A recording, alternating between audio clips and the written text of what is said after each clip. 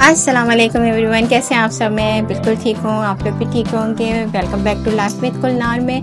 और आज का व्लॉग ना थोड़ा बहुत ना इस तरह का है इसकी आज क्योंकि मैंने 2-3 जो दिन का है ना व्लॉग को इसके साथ ही मतलब एडजस्ट किया। ये एक दिन का नहीं है, ये मतलब 2 से 3 दिन का व्लॉग है। तो यहाँ पे मैं आ चुकी थी सैलून। मुझे कुछ सैलून में अपनी मतलब कि हेयर्स का काम था और दूसरा मुझे कटिंग करवानी थी, आईब्रोज का काम था। तो मैं यहाँ आ चुकी थी और यहाँ पे मैंने कटिंग वगैरह करवा ली थी और इसके अलावा मैंने आईब्रो अपनी सेट करवाई थी, क्योंकि वो जो हेयर्स की ट्रिमिंग होती है ना वो लाजमी होती है। उसके अलावा ना अच्छा नहीं लग रहा होता बिल्कुल भी। घर हम आ गए थे, घर सो गई थी मेरी बेटी। इसके बाद ना फ्रेश होकर शाम का टाइम था, हम लोगों ने जाना था अपनी फूफो के घर में।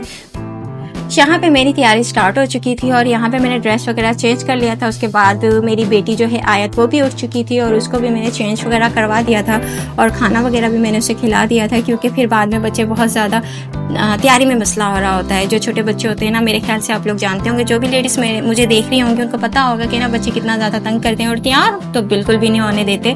मतलब कहीं जाने के लिए मेकअप का भी एक जो होता है ना, आपने मेकअप करना है हल्का सा, वो भी नहीं हो रहा होता।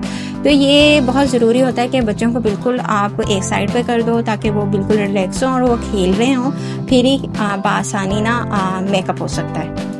मैं के आके ना मैंने बिल्कुल भी कोई भी ट्राइपॉड या रिंग लाइट बिल्कुल भी सेट नहीं की थी। बस कैमरा रखा और जल्दी जल्दी अपना काम शुरू कर दिया। मतलब कि काम चलाओ वाला काम था कि बस काम करो और टाइम निकालो वाला काम था। तो क्योंकि इसके लिए ना बहुत ज़्यादा एफर्ट करनी पड़ती है और फिर साथ जो मेरी बेटी का साथ है तो वो बिल्कुल रिंग लाइट और ट्राइपॉड मतलब यहाँ वहाँ कर देती है। तो इसलिए मैंने ये चीज़ें नहीं लगाई थी। मैं लाई ज़रूर थी लेकिन यूज़ करने में बहुत मुझे मुश्किल पेश आ रही थी, तो मैंने वहाँ पे नहीं की थी। तो ये मैंने सामने की तरफ ही कैमरा एडजस्ट कर लिया था और यहाँ पे मैंने अपना मेकअप स्टार्ट कर दिया था। यहाँ पे मैंने आप लोगों को दिखाया था कि मैं पूरे फेस के ऊपर क्रिस्टिन की जो है कंटूरिंग उसके साथ ही एडजस्ट कर रही थी, मतलब ब्राउन कलर लगा रही थी।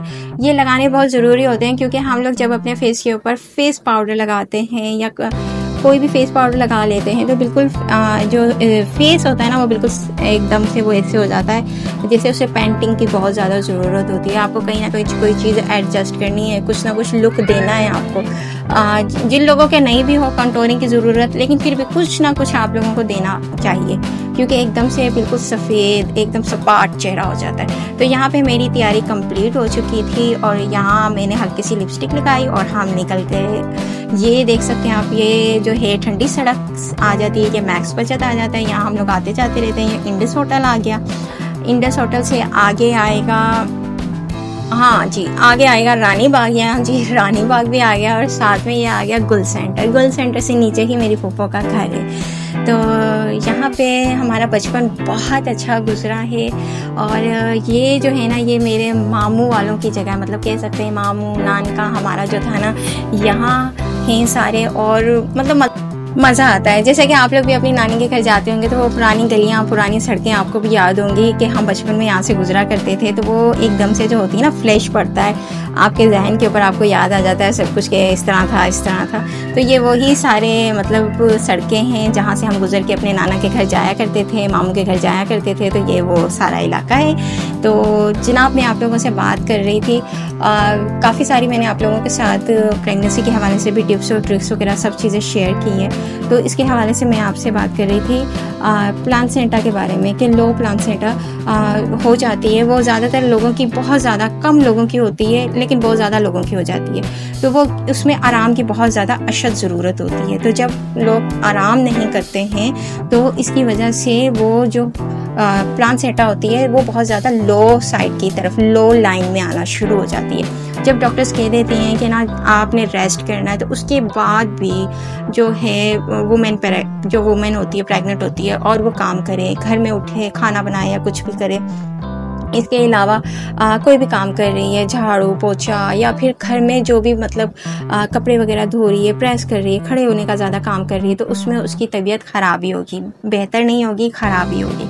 तो इन चीज़ों का ख्याल रखना चाहिए। जब डॉक्टर्स कह देती हैं कि ये काम नहीं करना आपने, तो वो काम नहीं करना। इवन आप लोगों को जब ज़्यादा हाजत महसूस हो वॉशरूम की भी, तब आप लोग जाएं। इसमें इतना ज़्यादा परहेज़ हो जाता है हर चीज़ का, ख़ास तौर पे जब आपके शुरू के मंथ में, मतलब कि अर्ली प्रेगनेंसी में ये प्लासेंटा जो लो लाइन की तरफ आती है, मतलब ऑल ना लो साइड की मतलब लाइन में आती है, तो इसमें बहुत ज़्यादा ज़रूरी हो जाता है कि ना हम कोई काम ना करें, और इससे बहुत ज़्यादा मतलब प्रॉब्लम्स होती हैं, ख़तरनाक नताइज मिल सकते हैं, ज़्यादा ब्लीडिंग हो सकती है, मतलब थोड़ी थोड़ी ब्लीडिंग से ज़्यादा ब्लीडिंग की तरफ जा सकते हैं, और ये तकरीबन 9 मंथ तक रहती है।